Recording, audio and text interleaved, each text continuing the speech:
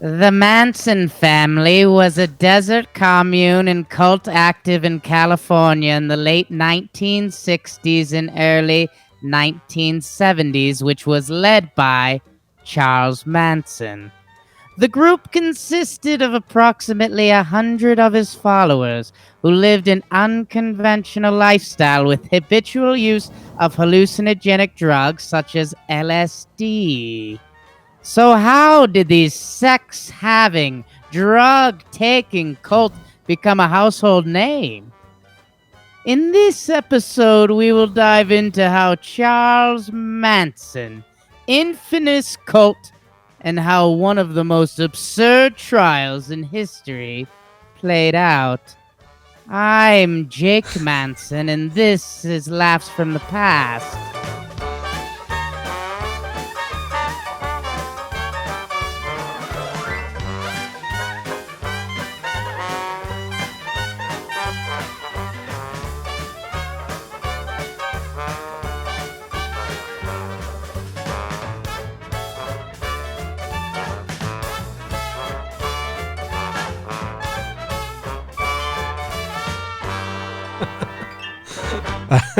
That was creepy, man. Was that coming through my mic all right? Well, it was some weird shit. What was that? Welcome to season 7 of Laughs from the Past.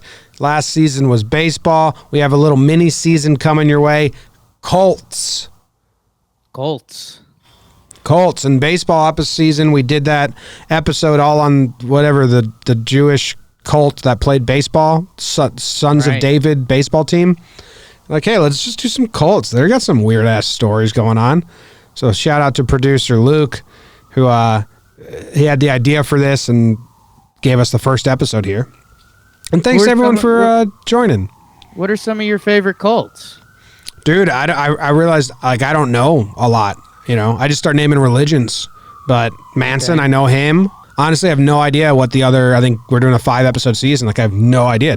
Are you familiar? There's that cult that they did a Netflix doc on, the yoga one, but I didn't watch it. Yeah, no. I mean, for me, it's like Peyton, Seabiscuit, Johnny U.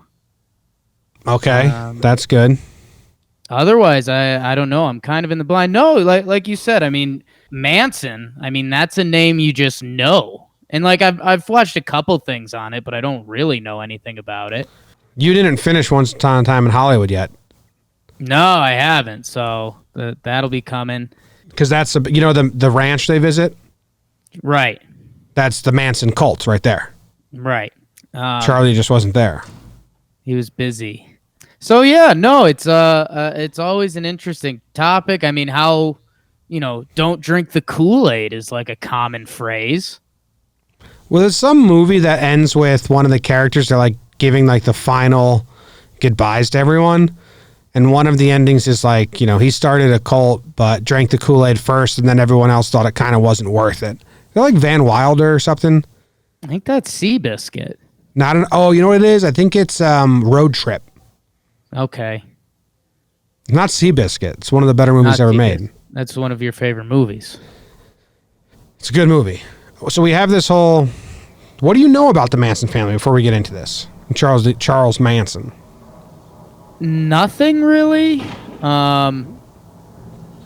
Yeah, I'd say nothing really. It's a good place to start. Yeah, no, I mean it's just like one of the more famous cults. I know he was short. Yep. He was short. And yeah, I mean, it just had the typical cult stuff. I mean, there's a lot of drugs going on. Didn't he have didn't he have an everyone could sleep with me, but don't sleep with each other type rule? I mean, majority of cults have that. Yeah, the other one I know is the cult in Texas that the ATF killed everyone, the polygamous cult over there. And that was the same thing. You guys can't sleep with each other, but everyone has to sleep with me. Right. So I know there's some of that going on, a lot of drugs, and I think why it's the most famous is because, I mean, it's tied into Hollywood.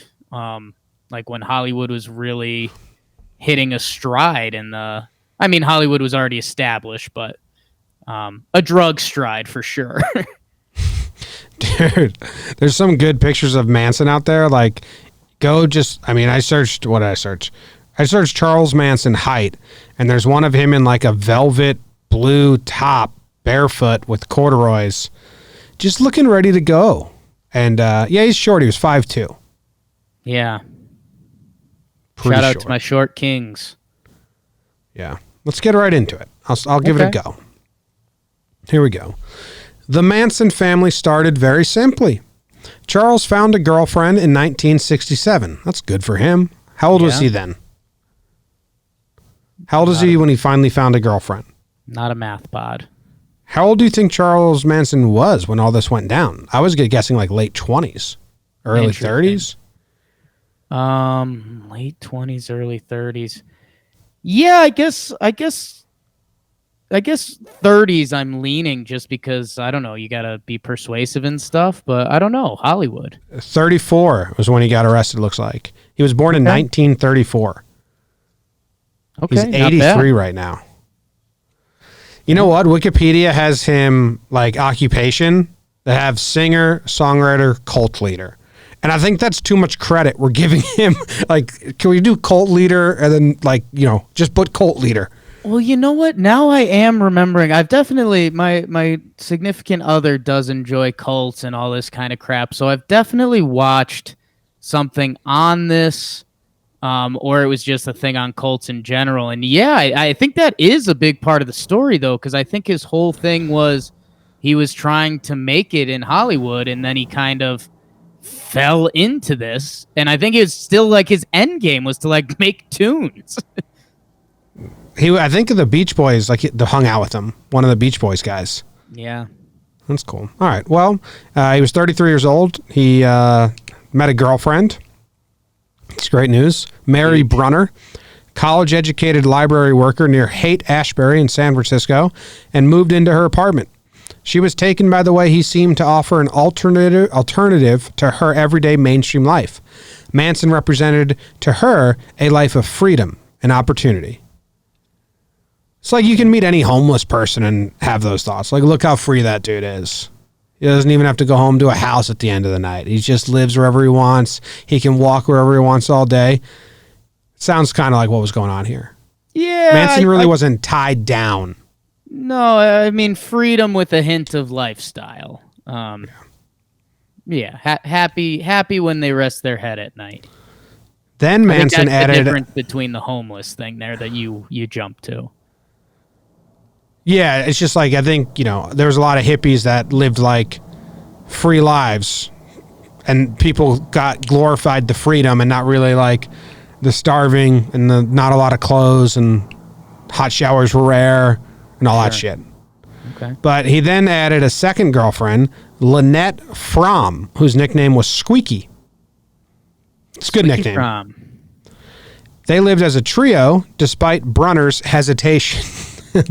That's how it always goes when you invite the second girlfriend. First girlfriend's like, wait, what?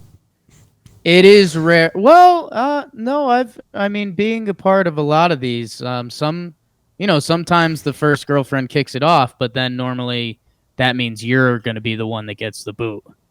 Okay. The old Ross from Friends situation. Yes. They traveled the West Coast, adding new followers along the way, mostly young women. Because at the time, Manson was primarily motivated by sex. Yeah. Yep. But men like Bobby Basile, Danny DiCarlo, and Tex Watson also joined the family. So Tex Watson, he was the guy on the horse in Once Upon a Time in Hollywood. Sure. He becomes a very main figure in all this. And I think this, if anything, think about where we're starting at, is a promotion for bars doing ladies' night. This just proves if there's women involved, guys will do literally anything. Yeah. Well, I wonder how long it took for Bobby and Danny and Tex to find out they were only allowed to sleep with Charles. Sure. Yeah. Manson was an expert at manipulating people, offering alienated young women answers in the form of his stream of consciousness hippie philosophizing while offering the men access to the women. Damn, sounds gross. I guess we're going to run into a lot of that when we do cults. Dude, offering alienated young women answers in the form of his stream of consciousness, hippie philosophizing.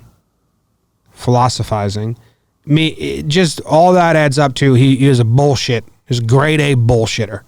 Yeah, drugs, and he knew how to talk. Mm-hmm. That's why all cult leaders are short. Why? Because they need. It turns into the old Patton Oswalt stand-up, survival of the fittest. I mean, one day, small, weak people learned that they could talk their way out of stuff instead of having to kill and hunt. And yeah, that's how us little folks survived. So you're here, season 7, episode 1, saying all tall people are dumb? I'm not saying that. I'm not saying that. That's fine. I didn't think you were. No, that those words never came out. Manson did make some headway in his quest to become a music star, but mostly through sheer luck. Come on, give him some credit. Brutal. In 1969, co-founder of the Beach Boys, Dennis Wilson, picked up 2 hitchhikers and took them to his home on Sunset Boulevard in L.A. The hitchhikers turned out to be members of the Manson family, Ella Jo Bailey and Patricia Krenwinkel. Krenwinkel, huh? A fun name.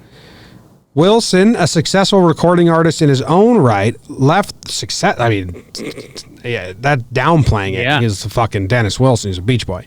Well, he left the women at his house when he went to the studio that night, and when he returned, he was frightened to find Manson and a large contingent of family occupying his house. Oh, shit, man. That's where cults suck. You invite 2 girls to your house. You're a famous musician. You go to the band practice. You're like, hey, I got these 2 girls. They're beautiful. Their feet are pretty dirty. Picked them up hitchhiking. I can't go out tonight, guys. I got 2 girls waiting at home for me.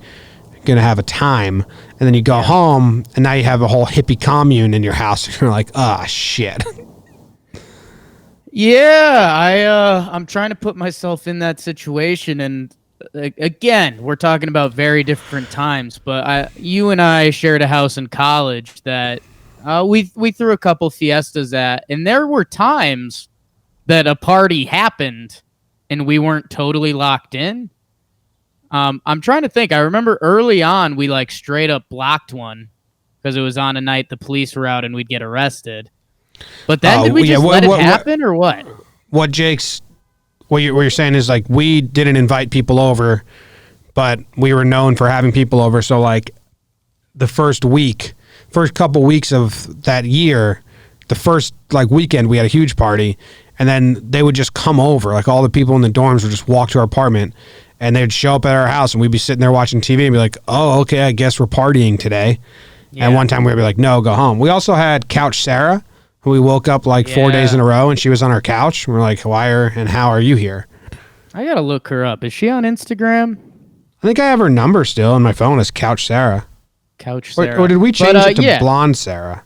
I don't know. I guess I'm trying to think in that time period, if you come home to a house of hippies, is it just kind of that same, hey, like we're about to party? And then you got to make up. You just have to party through the night and be like, yo, sorry guys, but I have to get everyone out of here. We're getting exterminated or something. Like you got to make something up, right? Yeah. Cops are already here. They're having lunch. Yeah. Blonde Sarah. I still have her phone number. We can call her. Send a message. All right. The family ended up staying with Wilson for months. Oh my God. See, that's what I'm saying. You need a plan there. Like at a certain point, like I think I might put bugs in my place and be like, I'm getting this exterminated. I think squatters' rights, man. You just give it to them. You're rich. Here, just tap fine. out. Tap out. It's like the guy who bought the Nets, the Russian. Right. What was his name? Prokhorov. He has a yacht, like one of the richest yachts ever. He went on it once and like hated being at sea, so he just left it. He's like, I don't know where it is. I didn't like it. And it was just floating around. Someone's having a grand old time. Someone's having a blast. Yeah, probably created a cult of pirates on the ocean. Ooh, that'll end the season. Yeah. Luke, cue it up. Oh, they ended up staying for months. They wrecked his car, and they took many of his possessions. So, yeah. Bad time. You had a cult, played slumber party for a couple months. They ruined your life. Yeah. You gotta tap Straight out. up. You just walk away. You go to your brother's house. I can't go to my home anymore. A cult's taken over. You like sell it to him for $1 and you just walk away. Yeah. If you want to figure this out, go ahead. At some point during his stay, Manson met Terry Melcher, a music producer. They came to some sort of agreement that Melcher would help Manson record some of his songs. Manson knew where Melcher lived. A rented house at 10050 Cielo Drive near Beverly Hills. I don't know why we need the full address. Yeah. But by August of 1969, Melcher had moved out and Sharon Tate had moved in. So that kind of plays in Once Upon a Time in Hollywood. Okay. Out and in. Got it. Yeah. So Melcher's out, Sharon Tate moves in. And Manson established a base for the family at the Spahn Ranch in August 1968. So that's the place that's like well known, right? That's where we're going right now. Yeah, that's where the Once Upon a Time in Hollywood scene takes place. Right. It's an old Western movie lot Gotcha. that they took over. Right. Like if you do it properly and like maintain the place, kind of Sure. awesome. Like an awesome home for a cult. Old Hollywood setup. Almost an ideal home for a cult. Yeah. But they were gross, I think. Everybody kind of was back then. I mean, they just took it to another level. Yeah. Oh, so finally Wilson's manager evicted them. So that's when they went to the Spahn Ranch. So they used his house as like headquarters just because he picked up 2 hitchhikers one day. Dennis Wilson had to be a little into it. There was like 2 girls he was fucking, and that was like made it okay for everything else. Or dude, maybe like he was a hippie and it was his giving back. So like he was on tour and playing a lot. So he was like, He could have been lonely. This was his gift. And then 6 months in, he's like, okay, everyone out. Maybe it was like, this says that Wilson's manager evicted them.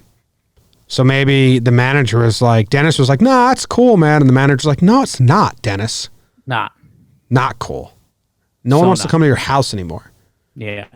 So the Spahn Ranch had been a television and movie set for Westerns, but the buildings had deteriorated by the late 1960s, and the ranch's revenue was primarily derived from selling horseback rides. Female family members did chores around the ranch and occasionally had sex on Manson's orders with the nearly blind 80-year-old George Spahn. Weird life, man. Cults are odd. The woman also acted as seeing eye guides for him. In exchange, Spahn allowed Manson and his group to live at the ranch for free. This is where Lynette Fromm acquired the nickname Squeaky because she often squeaked when Spahn pinched her thigh. What do you got on all that? I mean, like everyone else, I think we're just thinking romance. But yeah, no, it's kind of gross and weird. Back to you. I mean, can we look up what George Spahn looked like? I don't understand how sad people have to be where they're like, hey, you can live here on this ranch?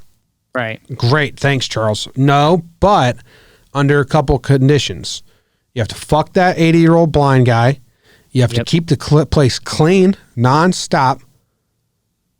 And also you have to walk him around because he's blind. And they're like, okay, great. Got to be so desperate. Hippies, man. Effing hippies. Some pictures of Spahn on Google. He's old. Yeah. Yeah, I looked at him. Yeah, I'm kind of over him. I don't love what's going on there. Wow. Hey, I'll tell you this. 80-year-old George Spahn being presented with this arrangement from Charles Manson, not the hardest no. Kind of like, okay, I'm 80. Dude, you're blonde and you're dying. I mean, whatever. It's kind of a good end to your life if you're blind and dying. Yeah, if you're out of it, no sig other, no family or something, sure. Yeah. Gross. Okay. Gross. So we went yeah. around pinching thighs. Lynette Fromm's thighs. Oh, just having a blind dude pinching your thighs all the time. Well, it's either he pinches your thighs, you have sex with him, or you walk him around because he's blind. Well, yeah, I mean, I think. I'd take the pinching thighs. I think those are my favorite of the three. Well, I think the pinching thighs is connected to the sex, so. Okay, marry, fuck, kill, having sex with George Spahn, Yeah. leading him around because he's blind, or having him pinch your thighs. I'm marrying the pinching thighs. What? You don't want to walk around with an old dude? No, that's what I'm fucking. Just doing it once. And then I'm killing get pinched once, the sex. and then you just walk around with him. You want this old blind creep pinching you all the time. Have fun. Well, I don't want to marry him because then I got to walk around every day. You like walking anyways. I'm sure the guy's got stories. He's an 80-year-old blind Hollywood guy. That sounds like something you'd sign up for anyways. If he has good stories, I'm there. But if he tells the same three stories, 80-year-old blind guy in your building tomorrow who has an old Hollywood past, you would try to spend as much time as you could with that guy. it's like my version of The Sandlot. It's like, it's like, tell me stories. Basically, yeah. Yeah. Okay. All right. So what are you doing? I already told you I'm marrying walking, I'm fucking pinching, and I'm killing. What was it, banging him? Yeah. Yeah, I got there. So Mason established a base for the family at the Spahn Ranch. I already read that paragraph. Eventually, Manson would have followers scattered between the ranch, camps in Death Valley, and apartments and houses around L.A. During this period, they frequently committed burglaries to obtain money and other items for the family's use. They called these nocturnal crime sprees creepy crawls. That's so key, dude. If you want to aspire to be a cult leader, you have to come up with like cuddly names for the bad things you do. You can't be like, oh, okay, Squeaky, gonna need you to go burglarize the George family. Say, hey, Squeaky, you want to go on a creepy crawl with me? Yeah. You just need to. Yeah. No, it sounds a lot better than going out and killing or doing whatever you're doing. Yeah, you need code names. Yep. You want people to feel like they're part of something cool. Always. Yeah. Ooh. All right, this next section. So that's kind of the origin. We have their beliefs of this cult. Ooh, okay. Manson held the family together through a blend of charisma, manipulation, and control of access to the things his followers wanted. Primarily sex and drugs. Yeah. Yeah. While he didn't restrict the movements of his followers, he often used violence or the threat of violence, primarily inflicted on the women to keep everyone in line. That's bad. Yeah. Not a fan. Manson claimed the members of the family were the original Christians who had been reincarnated. That's like a core part of forming a cult. I think you have to like say something that you can't prove. Okay. Like, no one can prove that you're not right. the original you can't Christians. Prove or disprove. Yeah. Yeah. Like, okay, we're not the original Christians who have been reincarnated. Prove it. Yeah. You can't not prove that. Right here. He also claimed the first century Romans had been reincarnated as the 1960s era American establishment. Sounds badass. Yeah, like that's where I'd be like, hold up. Like I kind of got the first thing, like sure, that's not doing anything for me. I think he's trying to say first century Romans were terrible and so is American establishment. Okay. It's like I'm not there. I don't care. Yeah. Manson began using the alias Charles Willis Manson. It's not a great alias. Isn't that his name? I mean, Charles Manson, right? His birth name's Charles. Charles. Okay, Seems hold like on. Not an alias. His birth name is Charles Mills Manson. So then his alias was Charles Willis Manson. So he just changed the M to a W. He went from Charles Millis Manson to Charles Willis Manson. That's the worst alias I've ever fucking heard. Yeah, it's kind of an anti-alias. We know exactly who you are, dude. Pretty much revealing yourself. Well, he often saying it very slowly. Charles Will is man's son. Oh, okay. It's one of those. Charles Will is man's son. One of those you play the record backwards and it. Okay. Yeah. Not some see Lil Zarch. Play your podcast in reverse. Charles Will is man's son. Well, he did that as to imply that his will was the same as that of the Son of Man. Cool. Several members of the cult testified that they believed Manson was the second coming of Christ. Deny it, Jake. I have no proof. Yeah, see? That's what the courts would say. Yep. I was so convinced that he had all the answers and that he was Jesus Christ personified, Catherine Gypsy Cher said. I convincingly told many family members that he was. Yeah. All right, Gypsy. Hindsight's 20/20 on that one. Before his conversion to Christianity, Dennis Rice noticed a difference between Manson, the Messiah, and the true Christ. My Jesus was in prison, Rice said.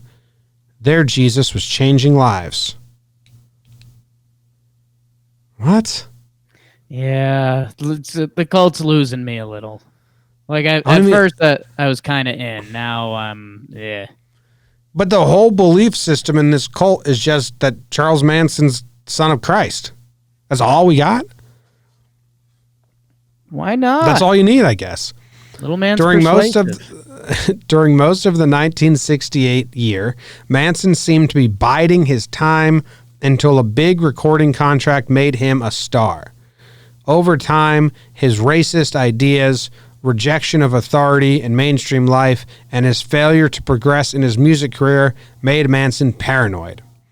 When the Beatles' White Album was released in November 1968, Manson became completely obsessed, deconstructing its lyrics for his followers and explaining how the words related to them. In fact, he strongly believed the album was a message specifically for him and the family. That'd be badass. Manson's ravings, often delivered at nightly bonfires, accompanied by heavy drug use, that's a party, yeah, began to revolve around a prophetic, apocalyptic vision he called Helter Skelter. So I've got a question. Yeah. Bonfire. So you're like, okay, bonfire plus drugs. There's, back in our day, bonfire plus drinking, bonfire plus music. What goes bad with a bonfire? Maybe like a death. I don't even know. I feel like that's kind of like a celebration. Mattress. We know that from college. Well, doesn't it light up? Or did like, that poison us or something? It's too big. It's just like way too big. Yeah, we had to like hose down the fire and then it was done. Oh, hoses don't go good with bonfires. Ooh, okay. Sufficient answer. Next. So basically, yeah, the Beatles came out with the White Album. They came out with Helter Skelter, and that gave Manson the idea that the apocalypse needed to come, and that it was, his job and his family's job to nudge it, to just nudge the apocalypse along. It's a little push. Yeah. So, do you think the Beatles feel, or do you blame the Beatles at all and the White Album? Ooh, great question. Do I blame the Beatles at all? No. Okay. You?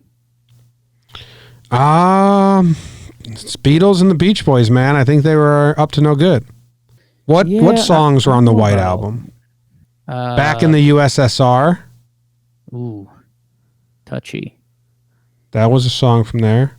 Back in the USSR. While My Guitar Gently Weeps.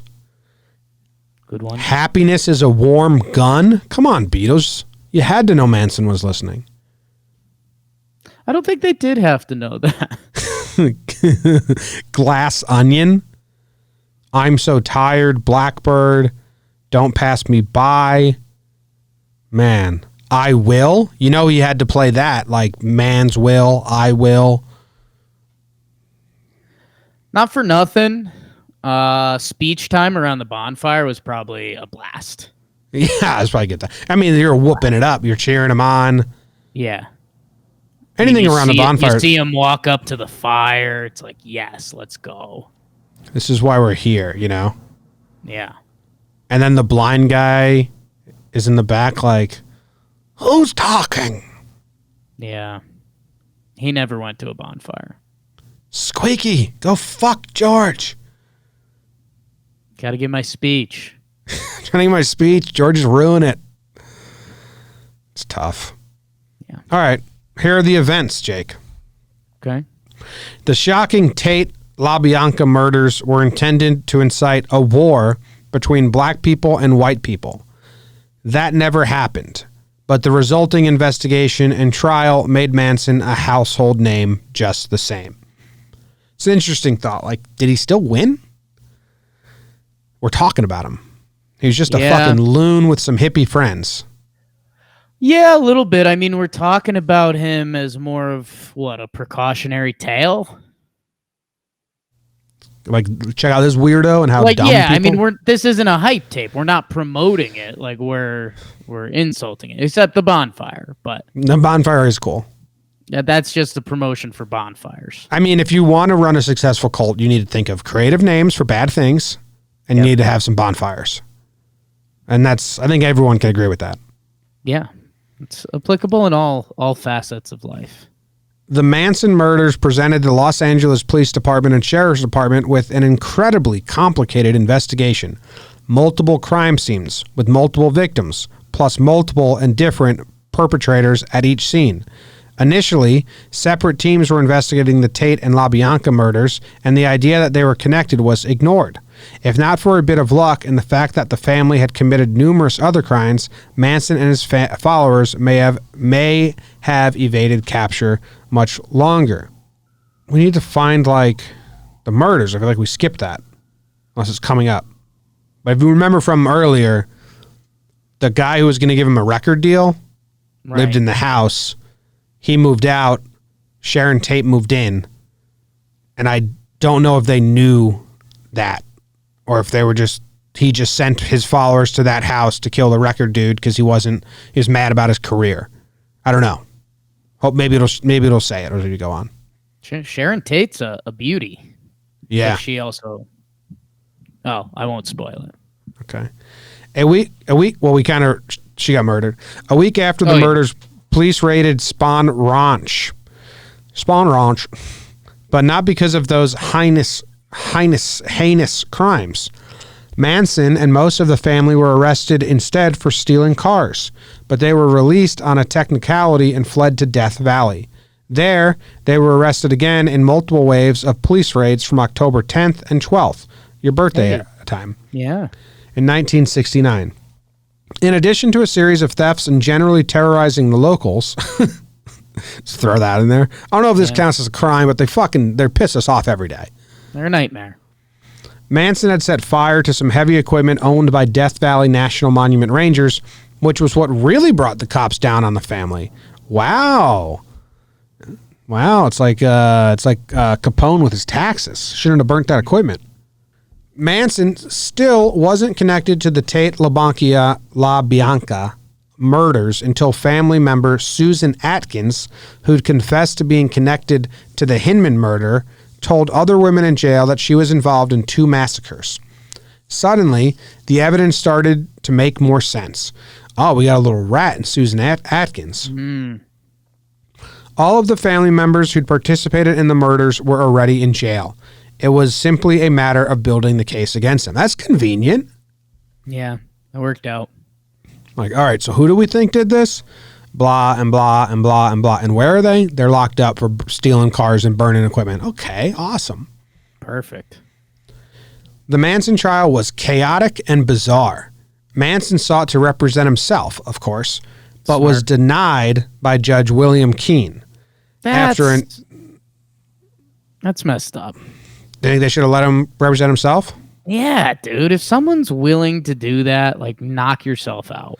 But I think the judge has to be thinking, okay, here's a manipulative, persuasive person who is preying on people that are gullible to his ideologies. And if I give him this stage, he may recruit more young people.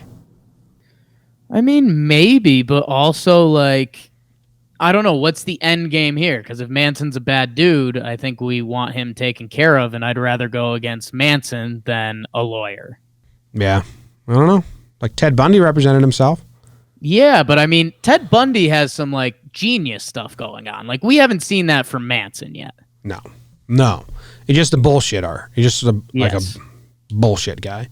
Manson, after initially granting in propria persona rights to Manson, Judge Keener later forced Manson to work with a lawyer when he grew tired of Manson's theatrics and delay tactics, including a request that the prosecuting attorneys be imprisoned like he was to level the legal playing field. Okay, so yeah, no, that sentence needed to be first, because basically they let Manson try.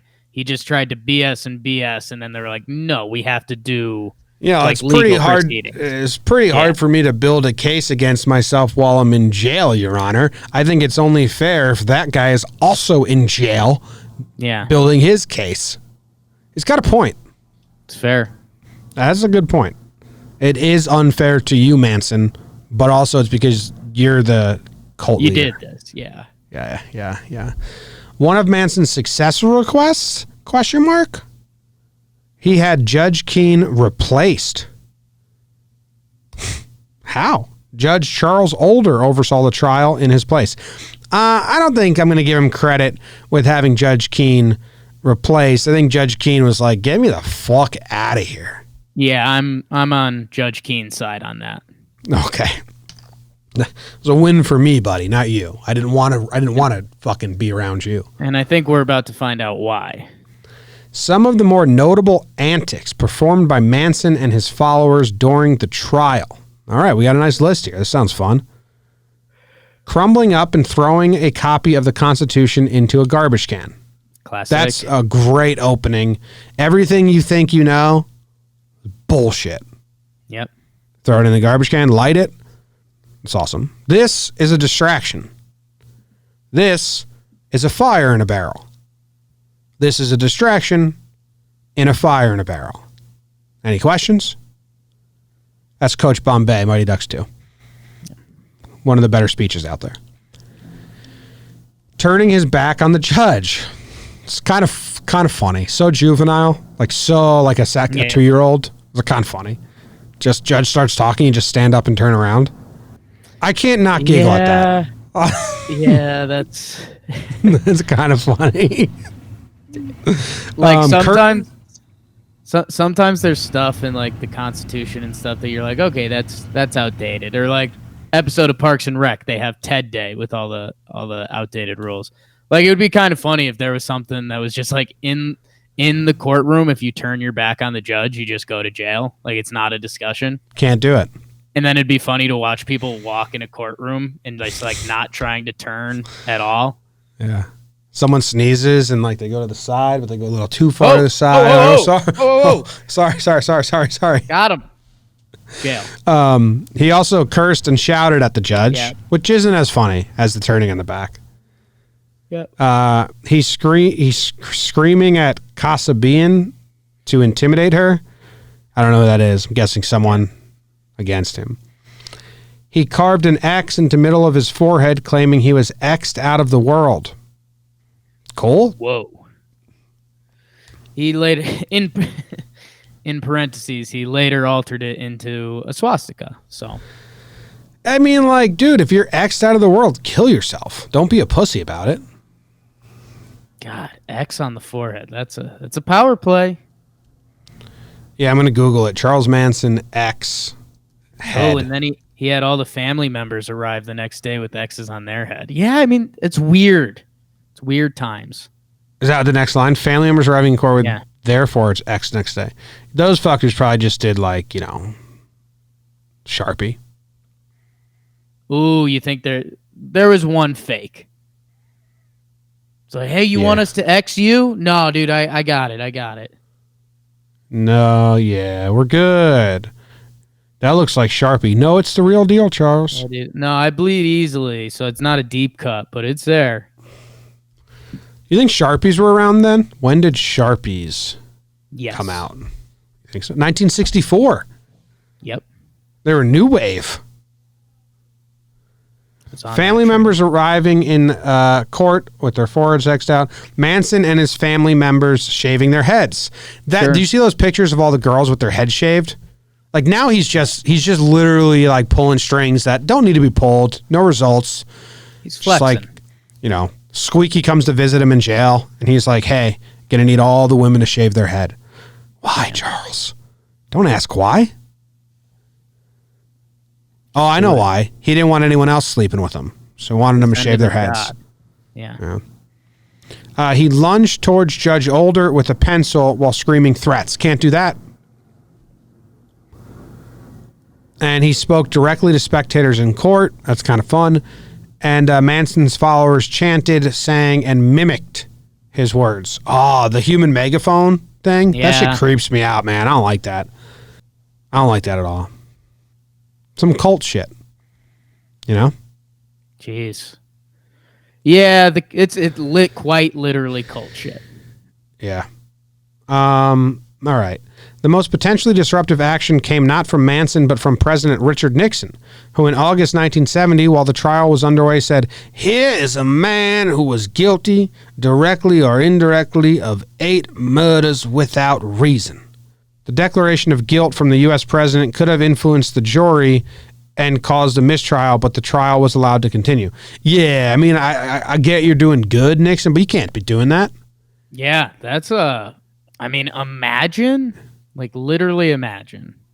I mean, it happens like every day now, but they had to throw the whole thing out because Nixon said that. Yeah. Understanding Manson's strange defense forces us to delve into his helter-skelter theory. Helter-skelter it's like sucks that Manson tried to claim it because it's such a cool 2-word combo. Yeah, I mean, I think it still has a lot of legs in the music world that we could spin it into something else, and like people will reference Manson, but I think we could get far enough away from it to use it. Okay.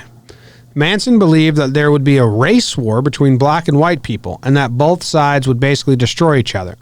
Meanwhile, he and his followers would be hiding out in a bottomless pit somewhere in the desert, one of those. This is why they were roaming around Death Valley after the murders. After the war, they would emerge and Manson would literally rule the world. He's not the smartest cult, He's got theories. There's ample evidence that this is what Manson believed and what he told his followers. The murders were meant to be blamed on black people, angering whites whose reprisals would in turn make the blacks rise up and start the war. Dude, like, there were probably murders happening that, black people murdered white people. And there's definitely murders where white people murdered black people. Like, those were going on, Charles. You didn't, kickstart those. You didn't invent those. And none of them led to a world-ending race war. Just think logically for me for 1 second. You know what I'm saying? Yeah, he's trying to throw a little gas on the fire. And yeah, Jim, I'm trying to put my little feet in Charles Manson shit. I actually decent-sized feet. There's no arch in my foot, and yeah, I mean, think about this. Like, so we're going through Manson and convincing people, and this ties into my theory that, like, people are just dumb. Like in the past, like as we progress as people, like in 100 years, people are going to look back at us and be like, "Oh, they're really dumb," and that's fine. But like, listen, like he's like, guess what's going to happen, people? There's going to be a race war. There's going to be a race war, and it's going to nearly wipe out everyone. But guess who's going to be there at the end? Us, and me as your leader. We're going to hide out in a hole in the desert. No. So someone asked the question. He's like, "Oh, God, that's a good call, Charles. Where are we going to hide?" And he's like, in his head, he's bullshit. He's like, "Oh, boy, I forgot. Pretty big detail there. Hole in the desert. Hole in the desert, and everyone looks around and they're like, yeah, hole in the desert. And they're like, whew. And that was quick thinking back then. Hole on the desert. Yeah. Hole in the desert. In on the desert. All right. So let me finish this paragraph. So what they did, though, Jake, to make it look like it was done by black people, is they wrote like Black Panther sayings on the walls in blood and stuff, called white people pigs. And he even tried to take one of the victims' wallets and dump it in a black neighborhood. Sure. I don't really want to get into the nitty gritty of the murders on this show, but we kind of skipped over them, I feel like, completely. And there was a couple. There was, so Terry Melcher, that's whose house it was. He visited the Spahn Ranch to hear Manson and the women sing, and he arranged a subsequent visit not long thereafter, during which he brought a friend who possessed a mobile recording unit, but then they didn't use it. They didn't record the group. By June, Manson was telling the family they might have to show blacks how to start Helter Skelter, and when Manson tasked Watson with obtaining money supposedly intended to help the family prepare for the conflict, Watson defrauded a black drug dealer named Bernard Latsapapa Crow. That's a cool nickname. Whoa. Crow responded with a threat to wipe out everyone at Spahn Ranch. The family countered on July 1st by shooting Crow at Manson's Hollywood apartment. So that was the first death. Right. Bernard Latsapapa Crow, he was supposed to help them with this race war or whatever, and he was like, fuck you guys, I'll just kill all of you. Then they killed him. Then there was a Hinman murder. Gary Allen Hinman was a music teacher and PhD student at UCLA. At some point in the late 60s, he befriended members of the Manson family, allowing some to occasionally stay at his home. Manson was under the impression that Hinman had considerable stocks and bonds and owned his property. Believing that he was wealthy, Manson sent family members Bobby Basolil, Mary Brunner, and Susan Atkins, the Rat, to Hinman's home on July 25th to convince him to join the family and turn over the assets Manson thought Hinman inherited. The three individuals held the uncooperative Hinman hostage for 2 days, during which Manson arrived with a sword and slashed his ear. After that, they stabbed him to death. So I guess they're not when they ran into smart people, they weren't that persuasive. I think that's what we're finding here. It was a group of dumb people, gullible and dumb. And when they ran into people that were like, had logic and common sense, they couldn't win them over, so they would just kill them. That's the first two anyway. It's resistance. Then, on the night of August 8th, 1969, Manson directed Watson to take Susan Atkins, Linda Kasabian, and Patrick Krenwinkel to Melcher's former home in Los Angeles and kill everyone there. The home had only recently been rented to actress Sharon Tate and her husband, director Roman Polanski, but he was away that day. Manson told the three women to do as Watson told them. The family members proceeded to kill 5 people they found who were living there. And Sharon Tate, Jay Sebring, Abigail Folger, Wojtek Frykowski, and Stephen Parent. So that was that one. So I guess he did know it wasn't Melcher. He just knew that there was famous people there. It was like the only house he could remember. Yeah. Seems fucked. Maybe he knew Sharon Tate was like, America's white darling. And then there was the other, the Leno and Rosemary LaBianca, which was the next night. And it was just, he ordered them to do it again. Damn. Oh, so Manson was displeased by the panic attack of the victims at the Tate one. So he went with them the next night to show them how to do it. Gotcha. It's fucked. Wait, but then he disappeared up the driveway and returned to say he had tied up the house's occupants. Damn. So whatever. Bad shit. That's the not fun part. Maybe that's why Luke left it out, because it's not fun at all. But I feel like you kind of need to know somewhat of how dangerous they were, or bad they were. So what do you think the verdict was? Guilty. Good guess. The main defense offered by Manson and his followers was twofold, and not entirely clear since it wasn't very well organized or well planned. Yeah, we can tell. First, they insisted that Manson never killed anyone and that his followers had simply misinterpreted his talks about the death of the ego. I wasn't talking about killing them. I was talking about killing their ego. No, It's a good defense. No, yeah. It's the ego, people. Let your ego down. Let me out of here. Yeah. He said they became overzealous and committed murders when he never intended them to literally kill people. Second, Susan Atkins, Patricia Krenwinkel, and Leslie Van Houten were fully prepared to take the blame for the killings and pin some of the blame on Watson. This fucked. You guys are so stupid. Yeah. The defense lawyers, however, didn't even present a theory defending Manson in court because they knew the Atkins, Krenwinkel, and Van Houten were going to intentionally incriminate themselves. This infuriated Manson and his followers, although they were eventually allowed to make statements. So they didn't even defend Manson, his own lawyers. So he kind of got fucked. He wasn't allowed to do it himself. He had to get lawyers, and his lawyers didn't defend him. So again, they were too smart for Manson. Like, nah, dude.